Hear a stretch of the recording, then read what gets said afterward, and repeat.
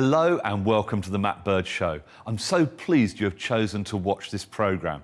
Together, we're going to explore how biblical principles, when effectively applied to our lives, can help us build life-transforming relationships in our family, in our business and in our community. We're going to look at the Bible as a book of relationships, not a book of religion. It is a living record of how God has reached out throughout human history to have a relationship with humanity. So when we read it, we learn about how to build a relationship with God and with one another. Interestingly, the majority of the characters within the Bible were not professional religious leaders, but people like us, parents and children, brothers and sisters, business owners and employees, civic leaders and neighbours, as well as followers of Jesus Christ and members of his church. There is a story of a sommelier whose job it was to select, pour and taste the wine for the king's table. The sommelier was a Jewish exile from Jerusalem. So when travellers were passing through from his home city, he would ask them how things were going on. He was greatly saddened to hear that Jerusalem's walls were in ruins and the gates of the city had been burned. So he began to pray and fast. Despite being the king's servant, the sommelier had a close relationship with his master. The king saw that he was sad and asked what was wrong.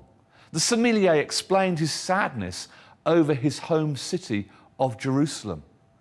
The king asked him how he could help, and so the sommelier requested that he be released from the king's service so he could return home to rebuild Jerusalem. The king agreed. In addition, he also provided the young man with a letter of protection, securing him safe travel, along with a letter requesting that the keeper of the royal parks provide him with timber with which the sommelier could rebuild the city gates. So having arrived in Jerusalem, the sommelier rested and waited for 3 days. He did not tell anyone what God had put in his heart for Jerusalem, and so set about by night to inspect the walls and the gates. Following his exploration, he explained his aspiration to the religious and civic leaders and invited them to work with him to rebuild the wall. This, of course, is the story of Nehemiah. When I think about what I can learn about relationships from his life, I realise that it's about diverse relationships. For me, the principle of diverse relationships shows us that if we only relate to people like us, we limit ourselves to the ideas, resources and opportunities that people like us have. If, however, we learn to relate to people unlike us, we have access to a much wider range of ideas and resources and opportunities. If it were not for Nehemiah's close relationship with the king, he would never have been able to return to Jerusalem under royal protection and with royal provisions. Sociologist Professor Mark Granovetter from Stanford University in California in the United States wrote a paper called The Strength of Weak Ties. His research showed that like attracts like. People tend to build strong relationships, strong ties with people who are very much like them. People tend to build strong relationships or strong ties with people who are very much like themselves. People who have a similar upbringing, life experience, education and outlook. Whereas people have weaker links with those people who are unlike them. There is a social norm that says that relationships built with strong ties are more productive than those built with weaker ties. However, Granovetter argues that because we tend to build strong relationships with people like us, we are limiting ourselves to the same ideas, opportunities and resources. On the flip side, because our weaker ties are with people unlike us, they provide us with access to new ideas, opportunities and resources. So contrary to popular thought, our weak ties or our weaker relationships are some of the most valuable that we have. Diverse relationships enable us to tap into ideas, opportunities and resources that we wouldn't naturally have access to. A few years ago, I met an African Caribbean leader, Bishop Wayne Malcolm, and we became very good friends and stepped into each other's worlds. I took him to political events and events at private members' clubs, and afterwards he would laugh with me saying they were great, but they were a whitewash, as he was the only black face in the room. Wayne would then take me to events in much funkier environments, and afterwards I would joke with him and say they were a blackout because I was the only white face in the room. We continue on the journey of discovery and friendship. One day Wayne and I are going to write a book together called Salt and Pepper, the journey of two friends and how we covenanted to introduce each other to each other's worlds. Diversity comes in many shapes and forms, ethnicity being just one alongside gender, age, education, life experience and career choice. Within big business, diversity has become a significant focus, not simply to tick a box, but because businesses are now recognising the power of looking for solutions through a variety of lenses and perspectives. Diversity drives creative problem solving. It drives paradigm-shifting innovation and greater productivity and performance. One approach within business has been to sponsor diversity networks, such as Christian networks, African networks, women's networks, to name but a few. The Apostle Paul wrote to the church in the city of Corinth, "If they were all one part, where would the body be?" Diverse relationships are not necessarily easy to initiate, develop and build upon. They require additional effort, cultural dexterity and the willingness to learn. My special guest today is a well-known Pentecostal bishop, speaker and one of the leaders of Cinnamon Network. Mike Royal, you're really welcome. Thank you. It's great you're on the show today. Now, we've been talking about Nehemiah. Yeah. What is it that inspires you about Nehemiah, and particularly that incredible relationship, that diverse relationship he had with the king? I mean, he was a mere servant, and he had this powerful relationship with the king that he served. Yeah, it's quite incredible. He was definitely a man of influence. So it wasn't so much about his position, but it was the influence that he had with those who had real power. And that enabled him to not just be released to the assignment he felt God calling him to, which was to rebuild the walls of Jerusalem, but also actually to get the resources he needed to accomplish the task. Yeah, it was amazing, wasn't it? Yeah. Do you think Nehemiah expected that from the king, that he got that letter of protection and the letter of provision? Because when you read the text, it doesn't feel like Nehemiah thought it was coming, or perhaps he did think in the back of his mind. Yeah, I mean, there was incredible self-deprecation with Nehemiah. He was incredibly humble. He wasn't presumptuous. But there was a sense that God's favour was going to be with him. And so he just took one step at a time. But he used his influence to the maximum. And we know, of course, the impact was is that he was successful in rebuilding the walls of Jerusalem. Yeah, absolutely. And sometimes, your authority can matter, status can matter in some cultures and some sort of organisations. But we're operating now in a culture where actually it's the power of relationships really that makes the difference rather than your status and position. So, Nehemiah's lovely story in the fact that, as a servant relating to the king, he had that tremendous influence. So it's influence over position and status and authority. It absolutely is. And let's remember, Nehemiah was functioning in a Persian context, and then he moved into a Jewish context. Okay. And he was as comfortable in a Persian context as he was amongst his own people in leading them to rebuild a wall when, as a people, they weren't in the best position. Yeah. Very powerful. Yeah, amazing. And through that, he was able to fulfil, his calling, God's calling on his life at that stage. Absolutely. And Mike, tell us a little bit about your calling. I mean, when did you first feel God get a grip on your life and say, I want you to do this? Yeah, I mean, very much kind of as in my mid-teens.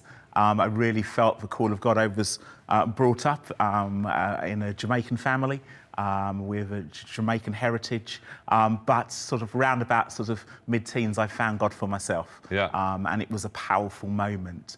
And I think the sense of God's call on my life came when I was actually going to a youth conference, and I was in the bus going to the conference as I came... Were you in the back row, I presume, were you, causing trouble? Probably, but at that moment, God kind of arrested me. And as we were going over the flyover into actually Birmingham, I felt my heart strangely warm. And God said, one day you'll come back to this city. I was from London, and you'll serve me here. And I'm doing that today. And that didn't happen for another 17 years in my life. But I've been serving God in Birmingham now for the past 14 years. Yeah. And how have the relationships you've built, the diverse relationships you've built, how have they helped you fulfil God's calling on your life?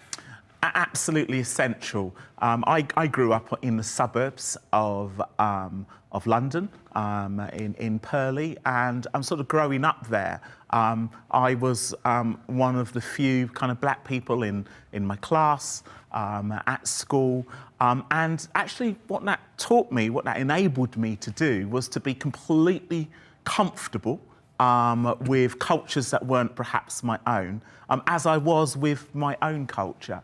And actually those formative years, those development years, they've stayed with me because it's enabled me to reach out across kind of cultures. And that's absolutely vital in the work I do in ministry at the moment. Yeah, and can you tell us a story? You know, you were saying earlier about your first job interview. Yeah.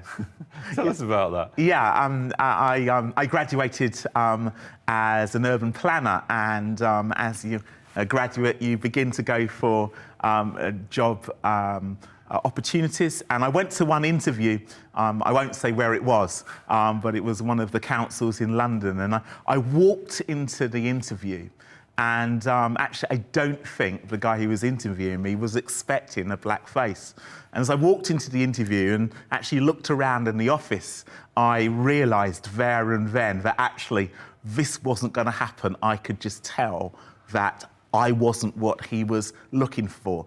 And what I think that caused me to think is, actually, do you know what? It's really, really important that our offices, our organisations actually represent the constituent of people that we're called to serve, or that we're reaching out to, or that we're doing business with. Yeah. And so that was the beginning of me really thinking about how does this diversity piece apply in business and in the public square.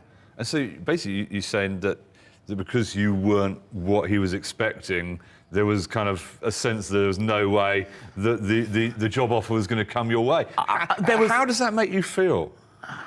Because I mean, it's racism. It's kind of an inherent racism, an embedded racism, a bias. I had a top class degree, so on paper there was no question about whether I could do the job or not. Yeah. I think it just brought home the reality that actually not everyone kind of thinks around diversity, and lots of people in this world are really comfortable with just being around people that look like them, that sound like them. That's not what makes the world go around. No. Yes, it was racism, and that's a reality kind of in the world. But I have learnt that actually the antidote to that is to reach out to people who are different from me and deliberately look for that difference in relationships. But tell me how it made you feel when you've experienced things like that. What do you feel? Angry? Do you feel? Is there outrage in you? I mean, yeah. I think the tendency is for people who've experienced that is to internalise it. Yeah. So we tend to not speak about it. Actually, this is probably the first time I've spoken about that experience ever. So the tendency is actually for us to internalise it. But I think over time, if we don't speak about it, if we don't speak up and speak out, when it happens, then that begins to affect our confidence. So actually, this is a great opportunity to just speak about these things, because I'm sure up and down the country, there are people who experience that in various contexts. So, Mike, there'll be people watching this show that have experienced or are experiencing bias, prejudice, racism, not just because of the colour of their skin, but other distinctiveness about who they are, their age or their gender. You know, what would you say to them? Yeah, I think it's important that we talk about it. The tendency is for us to internalise those experiences. So what, we just suppress it and process it within ourselves? Yes, indeed. Because actually sometimes that feels like the best way to deal with the pain. But I think it's important that we do talk to each other about those experiences, so that we can stand with each other, but also speak up and speak out when we see it in other contexts as well. Yeah. And what would you say to somebody who's listening right now? You know, they've been for a job. You told us a story again for that job interview, and there was immediately a sense you're not going to get the job. Yeah. So somebody's experiencing that and the pain of that, who is internalising it or feeling very angry, or what would you encourage them to positively do with that right now, listening to this show? I would say, if that is a painful experience, then do talk to a trusted friend about it, but then pick yourself up, dust yourself off, and go for the next interview, because actually God's got better for you. Great, fantastic. And as we look at our churches, I mean, ethnicity is one aspect of diversity, but our churches and the Christian charities in this country aren't always as ethnically diverse as we would like. You know, what do you think about that? Why is that the case? I mean, I think it comes back to what you were saying at the beginning of the show, that the tendency is for people to take people on board an organisation who look and sound like themselves. And unless we're really deliberate about reaching out to others, it isn't going to happen by accident. Yeah, so I mean, what are the sort of things that you think a church or a charity or a business could do? Somebody's listening to this show, they're a pastor, a business leader. What can they do? I know it sounds simple, but what can they practically do so that they don't end up filling their leadership positions with people who look just like them, but actually filling their leadership roles with people that look like the community they're trying to serve?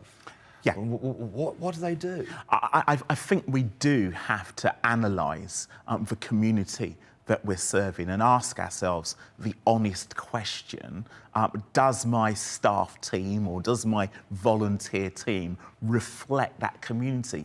And if it doesn't, then actually we have to take deliberate steps to make sure that we get there. And that doesn't happen overnight, but it will happen, and I can promise you your organisation will be the better for it. I'm pleased to say that the work I do with the Cinema Network is done with a team of really diverse people, diverse ethnicity, diversity in terms of gender, and it's made all the difference in terms of the way we relate to churches and outside organisations. Yeah, and the church obviously isn't the only entity in our society to struggle with diversity. There was a report published recently about the fact that whilst our country is becoming more ethnically diverse as a whole, our cities and our urban areas are becoming more segregated.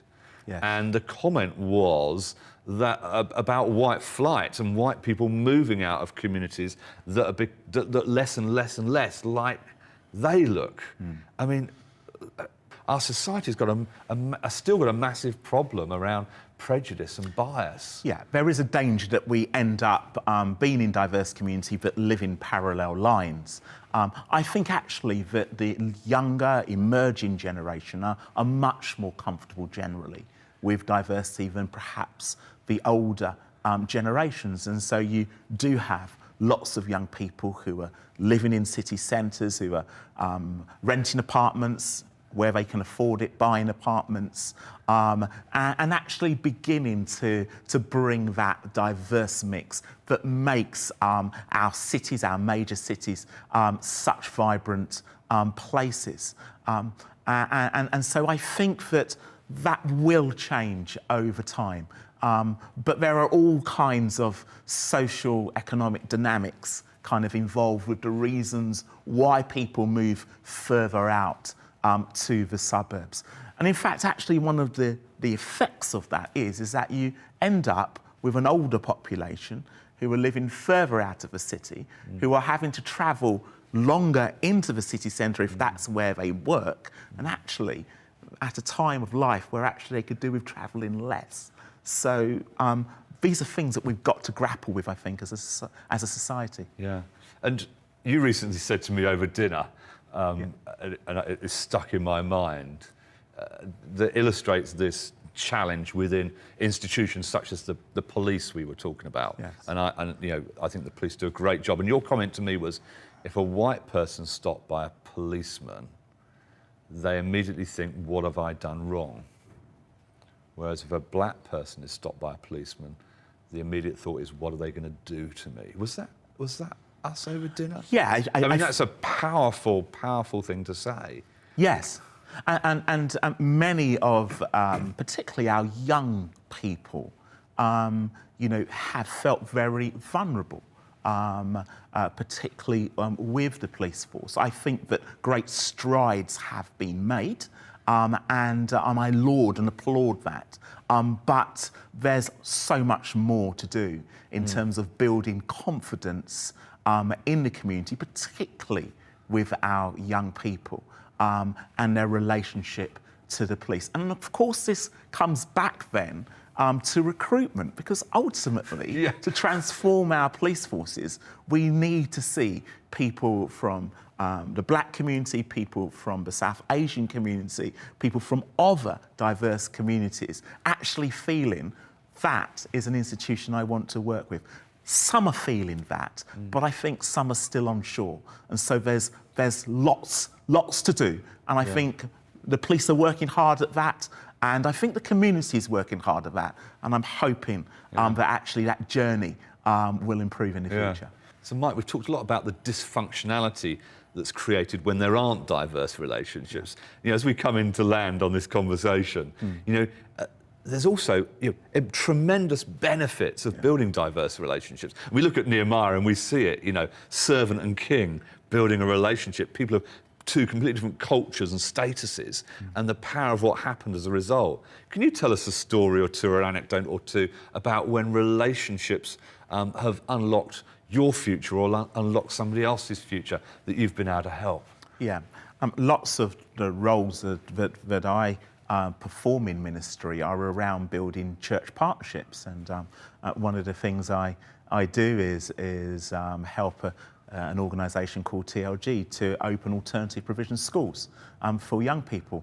And one of the things I'm pleased about is that actually I've been able to unlock some relationships with some black churches that otherwise the organisation perhaps wouldn't have been able to build. And that's because of the understanding I've had of that particular community. And what that's enabled me to do is to build a bridge between the organisation I work for and the church and the community that we're going to be working in. I mean, that's just one example.